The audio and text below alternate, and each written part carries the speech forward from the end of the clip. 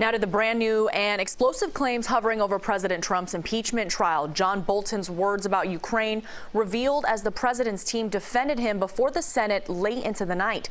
CBS 4's Sklyer Henry has late developments. He is live for us on Capitol Hill. Skyler. Hey there, good evening. Yeah, the interesting thing is that the president's legal team seemed to sidestep a lot of those accusations made in the New York Times from former National Security Advisor John Bolton. Now, we spoke with several Democratic senators today who say that this new revelation means that there needs to be witnesses in this trial. Republican senators, however, say not so fast.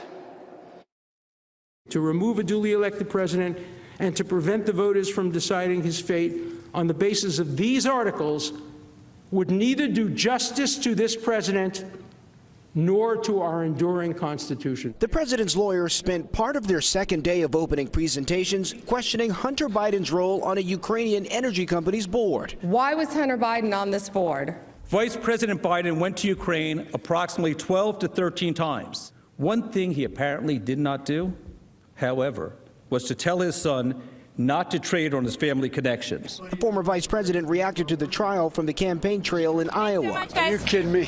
White House lawyers also countered calls for new witnesses without mentioning names. This chamber should issue some more subpoenas. This chamber should get some witnesses. What do you think will happen then? That there won't be similar assertions of privilege and immunity? Outside the chamber, questions swirled around a New York Times report that former National Security Advisor John Bolton claimed President Trump told him personally that a freeze on military aid to Ukraine was tied to an investigation into the Democrats. The president denied the allegations, which are reportedly in a manuscript for Bolton's upcoming book. What about the allegations of the Bolton? False.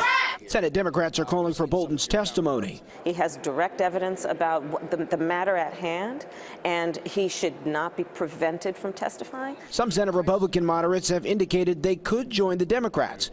A Senate vote on witnesses could come by the end of the week. Now, John Bolton's publisher is denying that they released any sort of leak as far as this manuscript. But Bolton says that the White House is the one who actually potentially leaked this manuscript because they've had it for the last 30 days going over what they call classified information. Now, remember, Bolton did say he is willing to testify, though, should he be subpoenaed. Tyler Henry, thank you for that update from Washington.